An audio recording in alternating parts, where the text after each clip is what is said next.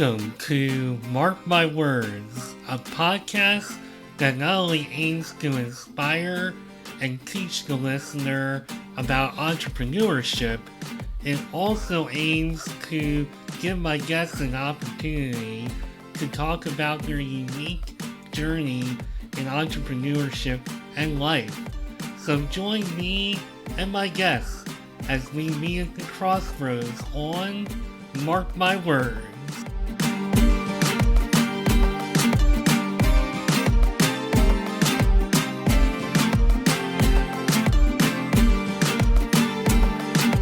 If you're a professional who's looking for some guidance and you just feel stuck and you're not really sure of where to go with yourself professionally or perhaps even personally, then my badass guest of today, author of My Badass Journal, My Badass Gratitude Journal, two separate books, by the way, I should mention. Sheila Kamuda, she is a success coach who is looking to help you also become a badass and design the life that you want. Sheila, welcome to Mark My Words. How you doing today? I'm great. Thank you so much for having me. And I appreciate not only the fact that you're on this show, I tend to not swear a whole lot when I'm doing this show, but I love having, really giving myself permission to say badass. So I appreciate that in and of itself. Yeah. So welcome to the show. And as I tend to do on every episode of Mark My Words, I tend to go back in time, hop in the Wayback Machine, and I love just hearing about everybody's path. And, things sometimes change so much from when we're in our younger days to where we are today. And kind of what we were talking about a little bit before we started, you have quite the theater background.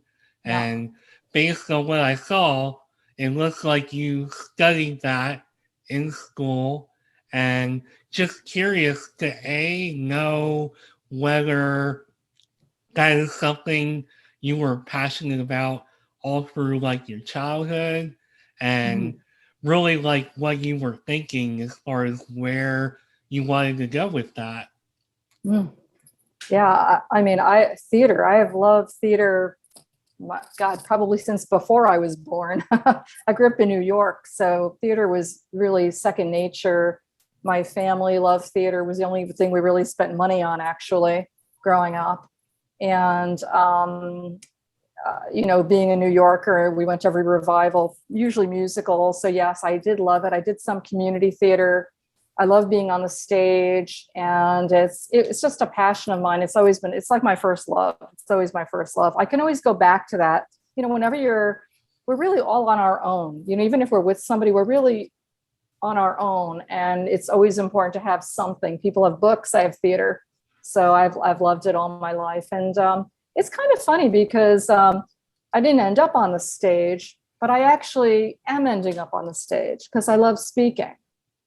And it's kind of funny whoever we are, it finds its way to us, That's, I find that statement really interesting because I always felt that I had a little bit of a performer within me. Yep. And even though having a podcast isn't necessarily what I would consider being a performer, you're still speaking and performing in some capacity, hopefully in pretty big capacity.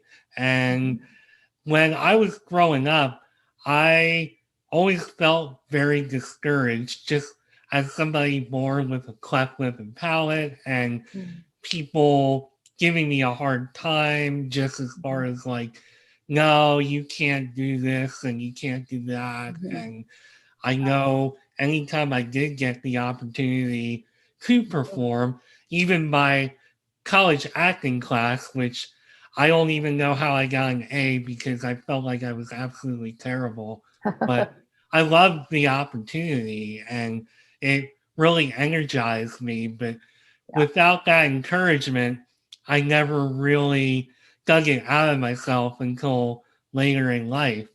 Yeah. So it's funny to your point Hmm. how things like that, who you are, even with Yeah. all the obstacles I've had, Yeah. it can still come back around to you and Yeah. be who you are.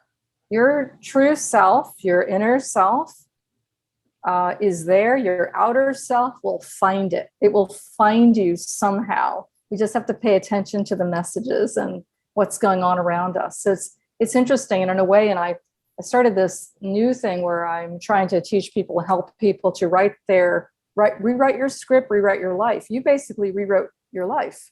You said no with all these obstacles. I don't care. This is what I'm going to do, and that is like it's amazing because this is what we all should do. We can rewrite our own script and be who we want to be. You know. And this is why I'm so glad that you're here and on this show, because for as much variety as I want on this show, one thing that I'm glad that has become a little more of a theme as this season has rolled along is I'm getting people on this show with these really powerful messages. And I think this is a really powerful message that you're sending and you're teaching Yeah. because like I said, I went through a lot in my own life and had a lot of discouragement and Mm-hmm. everything from teachers to actual, like, I went to a Catholic school in grade school, and I'm even talking about people of, religion. Not that I'm here to bash religion in any way, but Mm-hmm. there were people in those positions who were discouraging me and saying, he can't speak at church. He can't be Yeah. in this play or that play. Yeah. And that's a lot, even though my parents kind of fought for me to be in those Mm-hmm. roles. And I got past that and it proved something to me. Mm-hmm. It always kind of like stays with you. And it's a lot of, Yeah. negativity, negative energy, and discouragement to get Yeah. through to even have me be doing what I'm doing now is, at Right. least in my mind, pretty amazing. So, And you're probably inspiring other people. We don't realize that the things that we've been through and that we've come to the other side, how inspiring that is for someone else. We don't hear that, but we are. I mean, you're passing it along without even knowing. Somebody else is going to be like, I can do that. And the thing is, yeah, you can. Yeah, that's what the badass is. Yeah, you can do it. You and know. that's exactly what I myself am hoping to accomplish by doing this show. And I Yeah. know there's like so much more that I want to do Mm-hmm. with this thing that I've created, but Yeah. I at least feel like me hosting my own show and bringing people like you onto the show is a really good start. Mm-hmm. And it has inspired me. I mean, I'm already pretty confident in myself. I've come a long way. Mm-hmm. But as I do every episode and get energized and inspired, it just fuels that positive energy more and more. And Yeah. we've gotten a little off track from where I wanted to go, but this is a great topic. Yeah. So so you had a theater background, and Mm-hmm. where did you envision going with that? Did you wind up going where you wanted to go? Yeah, well, I thought, when you go to college, you find out that what you think you want to do isn't, you don't really like the classes. It's not really, maybe you're not good. And I grew up, you know, folks in those days didn't give kids like what I gave my daughter, like all the activities in the world, figure out what you want to do. In those days, there were no classes, there was nothing. So by the time I got to college, I was totally behind the eight ball. And I really wasn't that good. I mean, I was a really good singer, but I was really it was really hard, and it wasn't, the work was too much, and it just wasn't going to be I don't think it was going to be the path. I wasn't set up for that path. And at that point in time, I wasn't ready to launch myself. I'm not the person I am now. And so I didn't go down that path. And I, went down a regular path of just getting a job. And I always had I always worked at very interesting places. And I think I felt, it's kind of funny too, I think I felt that fame through the places I worked.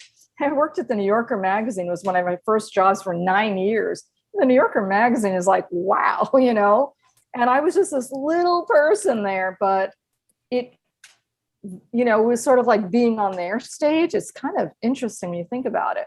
But I was, very, an assistant, a secretary, whatever you call it, all my life. And I just kept doing that and trying to elevate, within that world. That was my life. There were no arts. I went to the arts if I wanted the arts. I wasn't in the arts. I mean, I did community theater as an adult when I lived in Chicago a long time ago. And I loved that. That was like the best time of my life.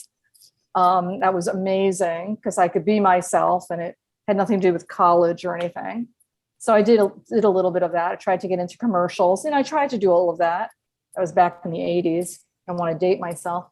And, but all the time I worked, I just had a regular job to pay the rent, sort of thing. And then we had an opportunity, well, if you call it an opportunity, to move to Seattle from Chicago. And it was a work issue thing. And so I didn't make very much money. I'm like, yeah, we'll go to Seattle. And while there, an opportunity came up. And it was to work at a book company. And that's, the arts and books are my two favorites. That's all I ever work in. I once worked for a law firm. That was a disaster. I was just hysterical. But at any rate, so I worked at this book company, and it was just a small book company, a book producer, and they were, somebody was leaving, and how things just started to work out. And the puzzle pieces, the universe has a very interesting tapestry going on. The puzzle pieces started to work, and I worked there, and it was fabulous. It was like we clicked. We absolutely clicked. And I finally got out of that assistant role into a managerial role. And it was like, wow, how did that happen? And I found that I was really good at it. And the managerial role was really, actually, when I look back, it was coaching staff. That was the best part of the job. I mean, the job itself was great. We got things done. I'm very organized. I'm very, I know my priorities. I know how to get things done. I love nurturing people. Oh my God. There was nothing, I didn't know what it was that I was doing, but I loved it. And so that kind of told me that, you're like, you don't realize what you're good at until you do it. And then you realize you're pretty good at this. So it was just natural for me. I'm very intuitive. It's just very natural to me. And it was a great experience for me. And that experience, it changed, like how everything changes, and that job was done. And I, went to a different position in a different book company. But I realized all along, this was in the back of my mind. I missed that. And I had to figure out what it was that I missed. It wasn't working in an organization. It was missing talking to people, nurturing people, trying to allow them to see their dreams, like it wasn't crazy, like what they wanted wasn't crazy. And I felt like I was their cheerleader, and I really missed that. And I started to look into coaching, and that was becoming like a thing. I used to say, coaching, what's that about? But, but I'm like, oh, I'll look into it. And I did. And I got my certification like 2018. So I figured I could use those leadership skills. I had all those leadership skills. I understand business. I understand all of that. I understand people, so I'm not just coming at it with no knowledge. And another thing that happened to me in my life is a traumatic thing in my life, was that my husband became ill, and he passed away in 2012. So from 2012 to 2018, I was healing, as I would say. I was really on a healing journey. I was trying to figure out how to just get through the day. Just really was so difficult. And that's, I think, where I learned most of the other stuff about coaching, about empowerment, about, being who you are, about making it to the other side, about it. I learned so much. It was incredible. So I had this leadership side that was nuts and bolts, the meat and potatoes. And then I went into this whole healing journey of, oh, I have power. Wait, I do? Wait, what? I can do this? And it took that long from about, I would say, during that time, I wrote a letter to my husband every day for 6 years. I counted, I did 1,891 letters I wrote him within 6 years. I put them in journals, and it was just, I just needed to talk to him. But really what it was, I was healing. So that plus my leadership skills formed my coaching business. Basically, that was the beginning of that. Wow. So first of all, I'm so sorry to hear about your husband, and I can't even imagine that type of loss. Like, holy smokes. But Yeah. I mean, amazing what you did with all that and how you turned everything into a positive, and just the way you dealt with that, I think, is really positive and really great. Yeah. One thing I do want to go back to, if you notice me nodding my head really emphatically as you were talking about being a manager, I had a very similar experience when I was a manager. I worked for years plugging away and even in some cases leading my group of technicians whenever we had like one of the surveys every couple of years and had to talk to management about things we wanted and all that. They always looked to me to lead. And then eventually I wound up becoming a manager. And I had like a very similar experience where I loved the impact that I had on my staff and the mentorship, the coaching, and just having the opportunity to be in a position where I could impact things in a positive way, not just our processes or our SOPs or anything like that, but to actually impact people and to have what I consider, I mean, I hate to sit here and talk about, how much wisdom I have, but I feel like I've led a life where I've gained a lot of wisdom through a lot of interesting experiences. I think it's shaped me a little differently than a lot of other people. So I love the opportunity of imparting that wisdom on people. And as you were talking, I was just in my head like, yes, yes, yes. I totally agree.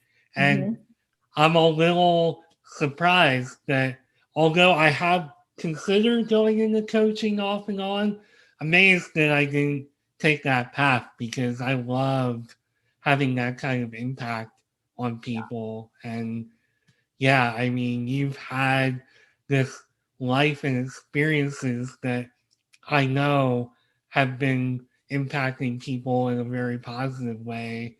And I guess we can kind of like pick up from that point and you can continue telling your story about how you became this entrepreneur and coach. Wow.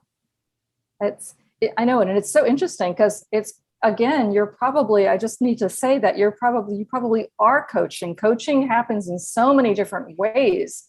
And you evolve. And that's the one thing I learned. It's sort of like when you get a driver's license. I shouldn't talk about I don't like driving, but when you get a driver's license, it doesn't really mean you know how to drive. You kind of have to learn, or a teacher, you have to learn, you have to get with it. So it's the same with coaching. You get a certificate. I was always coaching, but now you have a certificate. It's sort of like that piece of paper, but now you have to really learn what your brand is. You know, they don't really teach you that. There are so many business things to learn on your own. How do you sell yourself? What's your brands? And I'm not, I would say that I'm really good at the giving the information. I'm really not great at the selling the stuff. Some people are great at selling and they don't have anything to back it up. And I'm the opposite way. And I had to learn, you know, what is it that what's my message? Like, I kind of knew what my message was, but it's evolved over time. And it's so, I find even that's interesting. And I talk to people about, you know, wherever you are in your journey, that's part of it. Like that, this is part of the journey. You're not there, you're evolving, you're always evolving. And it's so exciting to see what you can do. And I remember when I was, so I knew what I wanted to call my business because I had seen this quote from Emile Zola, the writer, when somebody asked me, I came to live out loud.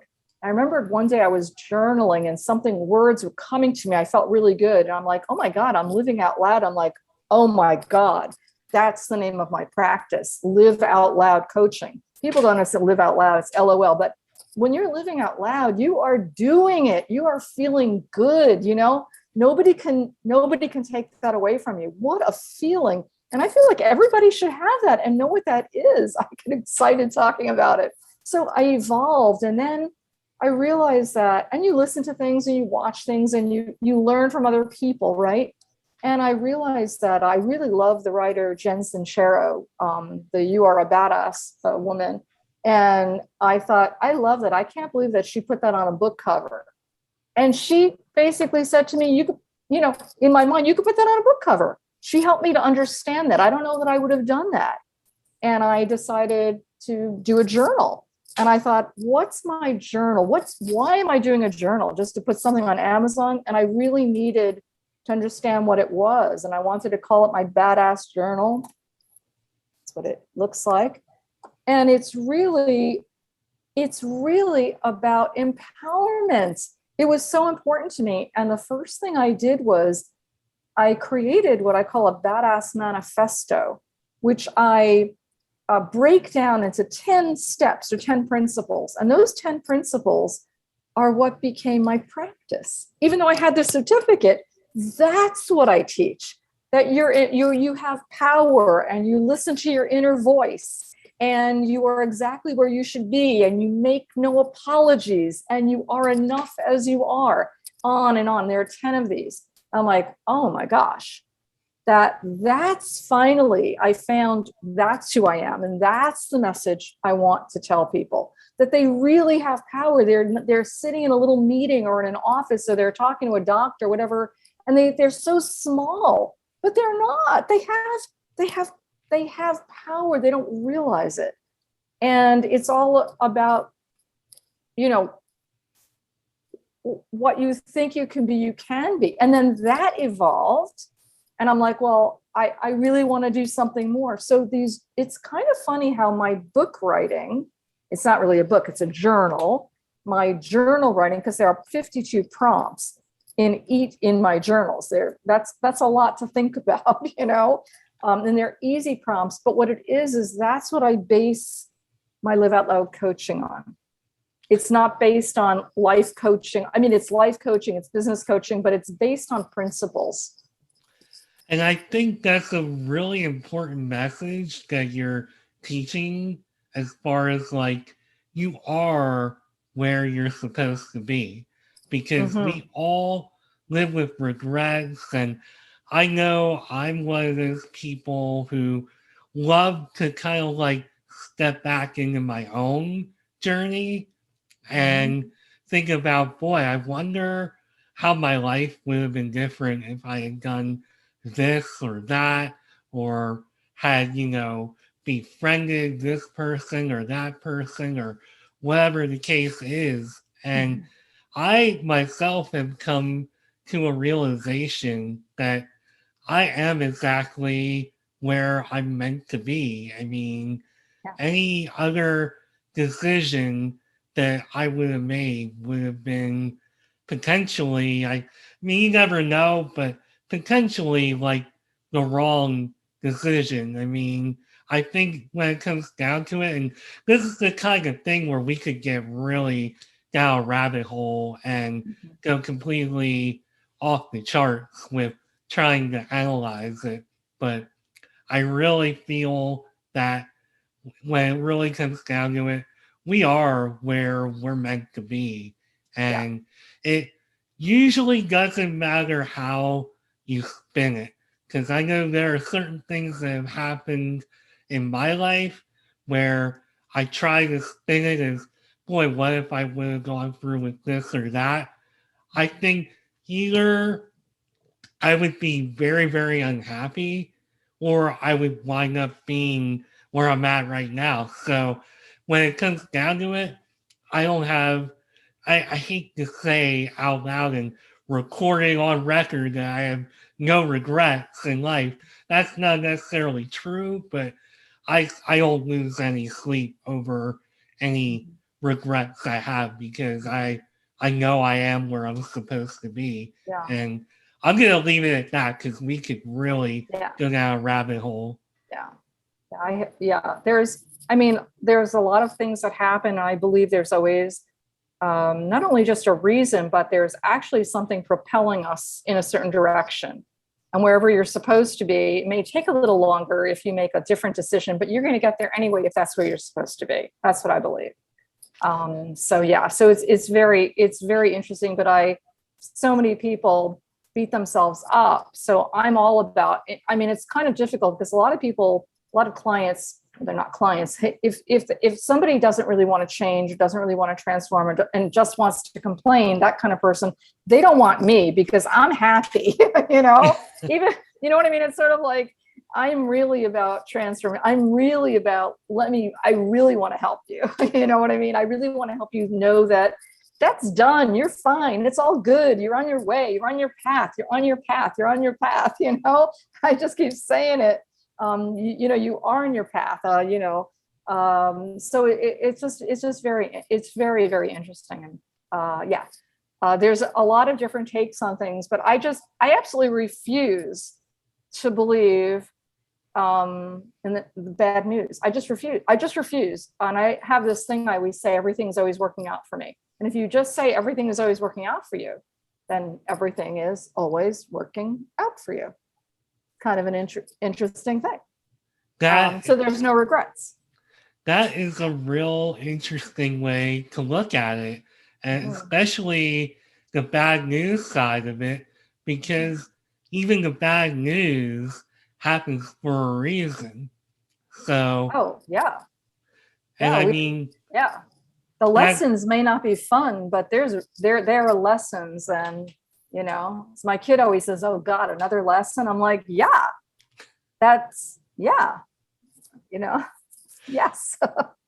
So you're like an 80s sitcom. There's always a lesson to be learned. So I believe. I mean, or there's some good. I mean, it's kind of an interesting thing to say, not to go off track, but so when my husband passed away, we were very close. So it was the worst thing that happened, right? Okay, whatever. And so, not that it's good that somebody passes away. So I don't want to make sure that, I wrote love letters every day to him. However, because of that, I do believe firmly that our daughter, who's 15 when he passed away, she's now 25, went to the college she was supposed to go to in Chicago, which is where he originally grew up. I believe that my daughter was supposed to live there. I believe that I was supposed to end up back here. And I don't know that would have happened had he not passed away or whatever. I believe that there's a bigger plan. The tapestry is very big. And so we just have to believe that everything happens and we just go with it. And we take actions, of course. We don't just sit around doing ohms. I mean, as I say, you can't just sit around, you have to take actions. But at any rate, yeah. So I believe there are lessons. So for me, I've learned that I actually love writing because writing is part of my coaching. Because every time I write something, I seem to be coaching it and I'm learning from it. And so I wanted to do another journal. And I love gratitude. I think gratitude is very important. That I've learned this over the years. I wasn't always like this. That if you're having a bad day or you're feeling disappointed or you're being frustrated or whatever it is, you're just, ready to pull your hair out, whatever, gratitude will get you further than anything else and will turn your life around. So I decided to write my Badass Gratitude Journal. And again, it has 10 principles in it. And they're principles that I believe in. And mainly what they are is, it's kind of interesting. It's gratitude starts with you. It doesn't start with somebody else. It starts with you. Because if you don't like yourself, you could forget about the next guy. And everybody wants to, hope this is okay to say, everybody wants to save the world. You know what? Save yourself, be a good person, be kind, think of yourself, think of where you've been, be grateful, thankful for who, part of this is the manifesto, thankful for who I am, thankful for where I've been, thankful for who I am becoming, because you're always becoming something more. Thankful for my journey. That's that where you are is perfect. Thankful I get to rewrite my story. This is huge. You don't like your script? Throw it out, write a new one. You don't like the script someone else is writing for you? Throw it out, write your own. So it's thankful for these things that we carry with us. And then, everything else falls into place after that. So that's why I wanted to write this. It means a lot to me. This one is off the charts for me. And I feel like what you're saying is such good advice for every single person out there. And I know that if I can get to where I'm at in my life, I mean, I mentioned again, being born with cleft lip and palate, struggling to fit in. And really, it's not just having a cleft lip and palate. I was born with a particular syndrome that came with other issues and made my life a challenge. And because this day still makes it a bit of a challenge, it would be really easy for me to just sit around and say, boy, I hate myself. I hate what I am. I hate all these issues. And, 43 now, I'm sick of this crap and I'm sick of my life and all this other stuff. And believe me, I have my days and I have my moments where I struggle and don't necessarily sit around literally thinking I hate myself and all that kind of stuff. But it's easy to get down when you're not connecting with people the way you want to, when you have the kind of obstacles that I have and all this other stuff. But somehow, some way, I have managed to keep my head above water and stay afloat and keep my attitude at least positive enough that I am where I am today and feel like I'm in a position where I can share that story and impart that wisdom. And I guess I'm saying all that because I feel like it kind of goes back to what we opened up with, where I feel like if I can hit record and do this show, have all these awesome people who, depending on how I feel, I'll be like, man, I have no business talking to some of these people, but I do. I'm doing something right. And it takes a lot of real self-reflection and looking at yourself who you really are. Yeah. And that takes a lot of work. So I just feel like if I can do that, then I think other people can do the same thing. And I think it's amazing to have somebody like you out there helping people to see that in a way that maybe somebody like me can't, which is why you're on my podcast. Well, we all have those days. I'm not saying I walk around singing musical numbers all the time, although I try to. Don't. We right. But I mean, we do, because we're human and things happen and the world is, we get it. But that is the rabbit hole that I refuse to go down. I absolutely refuse to go down that rabbit hole. And I would rather put music on, take a walk, do something that lifts you. Because it's very easy to do something that drags you down. That's just put on the news. That takes no effort whatsoever to pull you down. But to bring yourself up, just to be like, oh, I don't know, just go somewhere that makes you happy. A memory.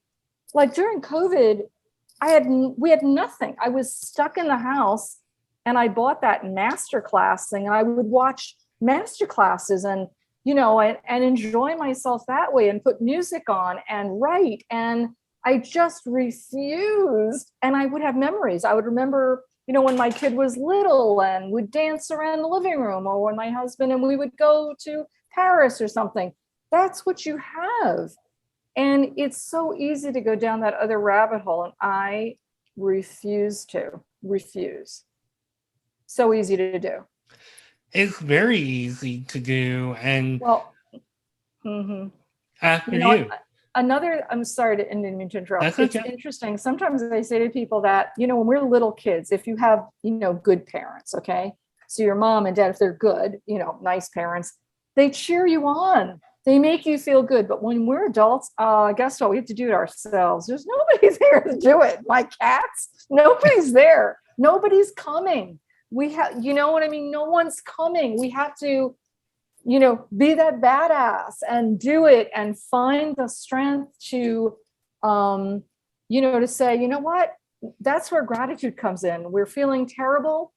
Get out a pencil or your computer and say, I am grateful that I have water, drinking water. I am grateful that, I'm not stuck in a blizzard. I am grateful I have a house. I have a roof over my head. I am grateful the Trader Joe's was open or whatever. I go through a grateful list all the time when I'm feeling that way.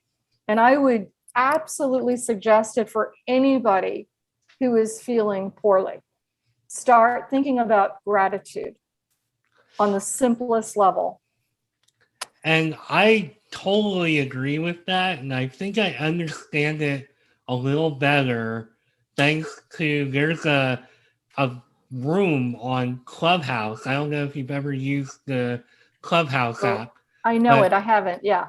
There's a group of people who have an actual gratitude room, and all they do is talk about what they're grateful for. And anybody can just walk into the room and they'll call on you if you want to be called. And when I went into that room, I haven't gone to it in a long time, but it made me really understand gratitude a little bit better. And I think gratitude is one of those things where you have to just, and you can feel free to correct me if I'm off target, but I feel like it's something that you have to just narrow it right down to the core and just take a look at yourself and say, okay, what do I feel gratitude for? And just from my own experience, naming off one or two things a day that I felt gratitude for, it changes your whole mood. Like it made, at least for me, it made me feel good. Couldn't agree more. There's magic in gratitude. And I would say to start your day with that and to end your day with that, best thing you can do. Best thing. And of course, all this stuff that I'm saying, I don't do near enough in my own life, but I am very grateful for the life that I have. I mean, well, I never would have thought that I would be where I'm at now. I mean, I've done a lot of things that I always envisioned myself doing, and I've done a lot of it. And I think sometimes, like, I guess for me, I always envisioned there would be that moment where I would just have this feeling of euphoria, putting my feet up on a desk, hands behind my back, and, just having that feeling of, you know, feeling complete in that way. Life doesn't work that way, but I mean, there's nothing wrong with continuing to work towards that goal. So, Yeah.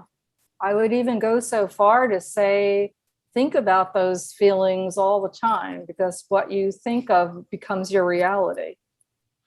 And yeah, that's why people who are sad and can't, I don't mean people that need help and that, I'm not talking about that. I'm just talking about people that get into complaining or sadness or the world or depressed or, not, they're just, it's just very interesting. It's like you just want to, you can turn it around little by little. It's just baby steps. Here's another thing too, is a lot of the times, I'll have people do what they're grateful for or do a success list. But also what happens is people think it needs to be big. I think people run into trouble. If it's not big, if they haven't made it, if that Maserati isn't out in their driveway ready to take them to the Academy Awards, it's not about that, okay? It could be about that, but it's about everything. It's about, I don't know, I could have a nice dinner and I'm like, oh, I'm so grateful for that dinner. There could be a movie on TV that I haven't seen in a long time. And I'm really like, oh man, I'm so grateful that movie's on. I mean, we're talking little baby things that can make your heart soar. And we forget that's, I don't know. It just, that's also important, but absolutely if we can imagine ourselves living a grand life and having whatever, we should do that. That's what we should do, because our thoughts become things. And our thoughts become our words become a reality. That is why changing your script is so important. Rewriting a script is the most important thing you can do. Those words will change your life.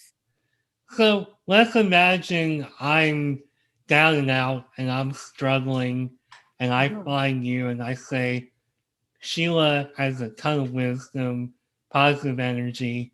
I think she can help me. And I come to you and I tell my story. What's kind of like your process and how you help people to flip their script and to have the light bulb go off on some of these things that are holding them back? Yeah. Well, there are several things that I do. One is just the way we were talking. And then when somebody says something, I say, okay, let's take that little piece, just that little piece we talked about, whatever it is, and let's really talk about it. And I'm going to help you rewrite it right now. I'm going to do it with you. There's none of this go off on your own stuff. I am like there with you. I am like your buddy for life. I'm going to be like, I don't know how to rewrite. No, I'm going to help you rewrite it. I'm going to help you turn those words around, or I'm going to show you how to do it so that you're empowered to do it. That's what I do. Or there are times I would say, you know what, you would be really good for something like I do a class with these 10 badass principles, and I call it your Design Your Life class, 10 steps to create the life you want. And I've done this before where we go through 2 steps at a time. So 5 classes, a big five times, so not a lot. And we go through 2 of them each time. And the person, we just talk about the 2 of them. Maybe the first one is no apologies. We go into that. What do you apologize for? Do you apologize for things? It's about loving yourself, actually. Being a badass, spoiler alert, it's about self-love, And so I would take either the person's issue that they're talking about and saying, okay, you need to write a new script. Maybe it's not a new script you need to write. I'm very intuitive. It could be something else you need to do. Maybe you're near a toxic person. You need to remove yourself. It could be so many other things. Maybe you need to take an action. Maybe somebody's just sitting, waiting for something to happen. No. You have to take an action. What kind of action? It has to be inspired. It can't be pummeling. You're not in the boxing ring. You're not going to win. It has to be what feels good. It's always going to go back to, does that feel good? Does it feel good? Does it feel good? Does it feel good? If it doesn't feel good, we're going to throw that out. There it is. We're going to throw it out. And there's no blaming ourselves. There's no regretting. There's nothing. So when I work for people, all that stuff that comes up, I don't disregard it, but I help people work through it. So that's just, that takes a back, that's in the balcony. That's not on stage anymore, you know? Let's put you on stage, the you that you are, that you love yourself where you are right now. And let's find a way to feel as empowered as you can. So whatever a person comes to me with, we either work through that issue and find the tool in my toolkit that works that issue, or we go through a design your life class and the issues come up there also. We just have this framework. And sometimes people like that because they don't want to talk about themselves. They don't want to say what's really wrong. So if I have a framework, they're less vulnerable and they like that, you know? Yeah. So what do you think it is about people like you and and I know I'm not by any means perfect, or maybe not the most like in touch with myself, although I think I'm pretty good. I guess self-aware would be maybe the better way to put it. But when you talk about like toxic things in your life, toxic people, and I don't like talking about this on my show, but I haven't talked or seen my immediate family in like 12 years. And it turned out to be a very good decision for me.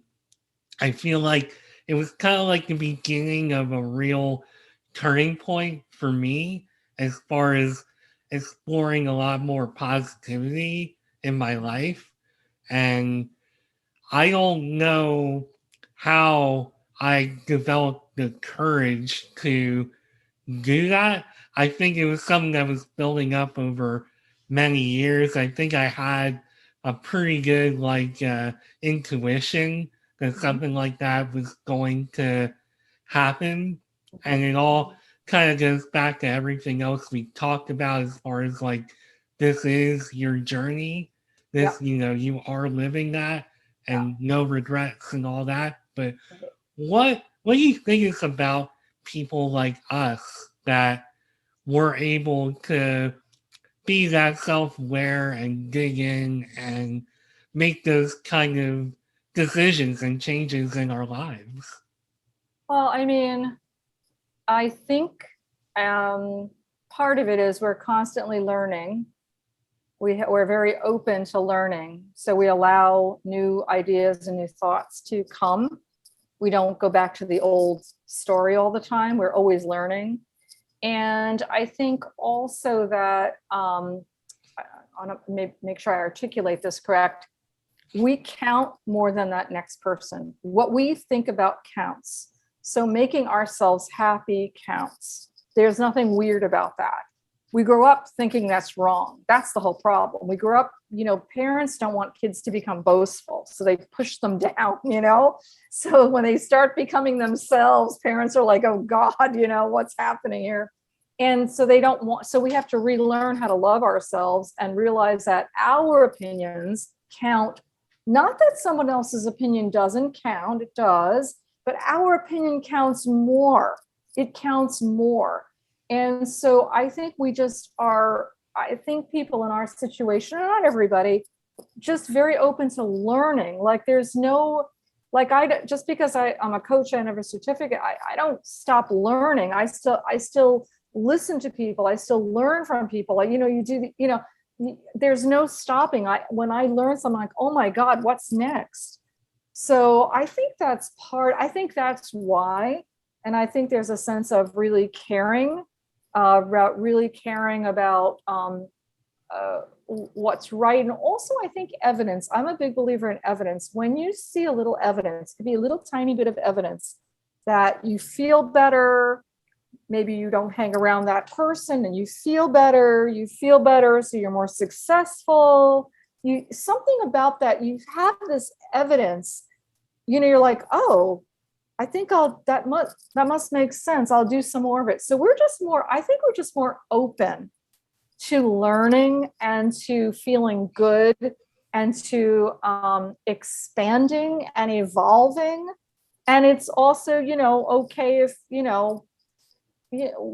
maybe we were wrong about something, and it's fine. We keep learning. It's okay. That's how we evolve. So I think that's why. That's what I think it is. And I feel like as you're talking and explaining all that, I flash back to decisions like that. And I'm like, what Sheila is saying, that makes a lot of sense as far as my thought process. I mean, as far as like how I feel about my family and just that I love my family, that doesn't change and it's never changed. But as far as like me needing to evolve and me needing to be the person that I see myself being, I feel as if I made the right choices and never really looked back. I mean, it's amazing. Just everything that you're saying, relating it to my life, it totally makes sense. Yeah. Yeah. And again, it goes back to a little bit like, as a parent, like I remember, like, I mean, I couldn't support my kid more. I mean, I support everything. And, when kids grow up, parents get a little like, oh, what are they doing? And I am very supportive no matter what. And so as adults, again, it's that same thing as adults. We don't have somebody saying, go for it, do it, don't hang out with that person, they're not good for you, or that you have to make that decision yourself. And I think the key is we have to be happy first. We have to, not fix ourselves, but we have to figure it out. We don't have to worry about the world. We're part of the world. If we're all good and we're all having, thinking thoughts of gratitude and we're all being kind, that's collective good that's going out there, people. So, and so it's really important to be, and being self-aware is, oh my God, it's hugely important. And what somebody else's story is not your truth. That's their truth. It's not your truth. And it's really important. Like here's another thing. It's sort of like, well, when I say people haven't been put here to just take up space. There's a reason. There's a reason. And our parents, they're just the vehicle. There's a bigger reason we're here. And so we have to be self-aware and do our best. Yeah. And believe me, whenever you talk about not having anybody there rooting you on and it all comes down to you, believe me, I, more than a lot of people, understand how that feels, because I sometimes don't even know how I wound up where I'm at in life. And I feel like all along the way, since I can remember, it's all been about me digging deep and just being resilient and somehow believing in myself. Like, I don't even know how I believe in myself sometimes so much, but I do. And it takes a lot of self-awareness, and it just takes a lot of resilience. And you're also very fortunate. Yeah. Because you have the ability to know what's inside of you and to follow your gut. And so that's what we're always trying to do, is our inner self. That's the real deal. Our inner self knows exactly. And it's the outer person that's trying to match the inner person. And when it doesn't match, doesn't feel good. Well, I think part of it for me is I paid attention to some of the positive signs along the way that kind of assured me that, okay, I do have the ability to, accomplish the things I want to do in life. And for as many things that have happened that have set me back or made me feel like crap or whatever, I mean, I've always kind of tried to hold on to those good things to Yeah. remind myself that, hey, I can do it. I can achieve what I want to do in life. And I mean, this is a topic we could just probably go round and round and round on, I'm sure. Um, Here's another quick thing too. People don't have patience.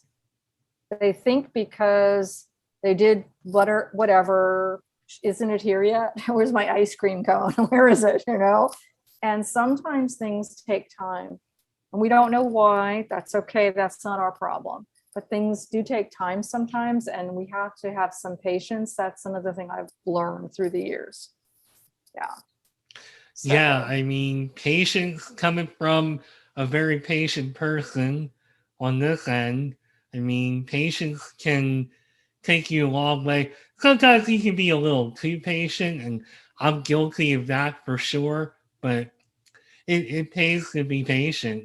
And yeah, I guess one of the reasons I suppose I'm a good fit for being a host is because I'm very good, and I've been told I'm very good at listening. And I guess when you combine listening and patience, you get a host for a podcast. there you go.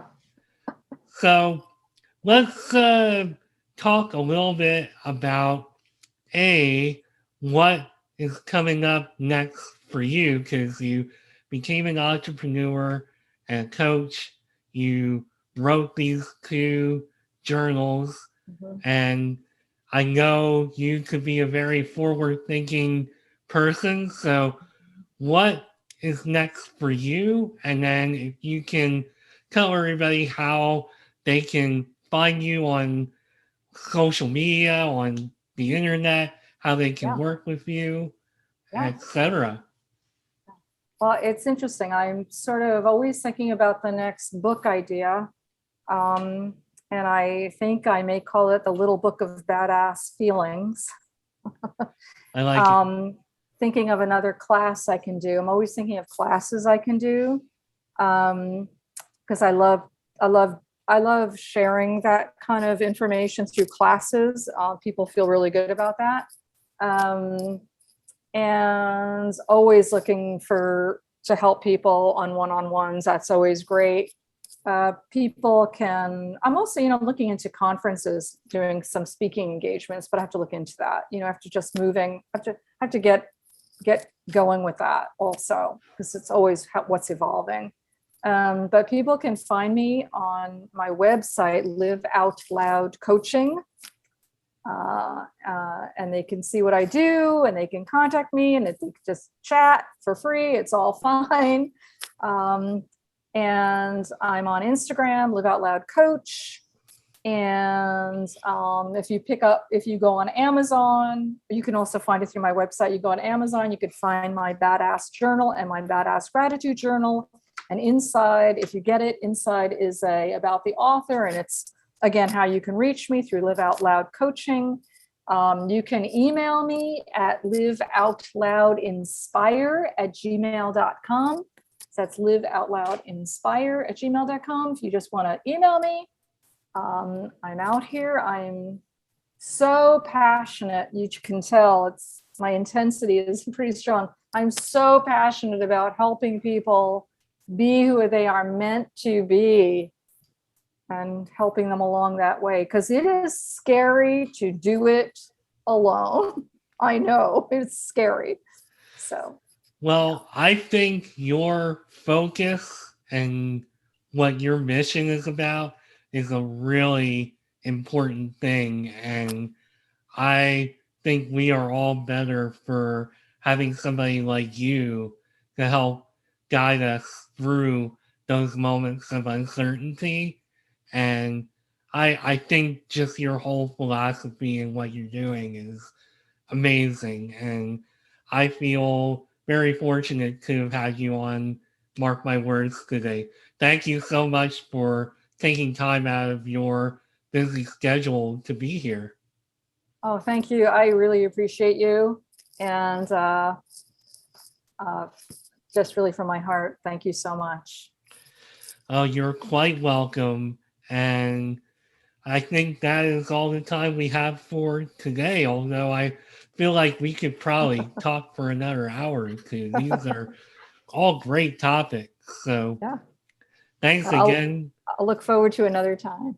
Yeah, hey, always room at the table for another appearance. So um, that's all the time we have for now, though. Sheila Kamuda, thank you so much for being here. She is a success coach at Live Out Loud Coaching, and also check out her, I can't even talk, Sheila's My Badass Journal and My Badass Gratitude Journal, because she is an author as well and a badass who I was fortunate enough to have on Mark My Words. I'm Mark Schmidt. Thanks for tuning in, and I'll be back soon with a new episode. Bye.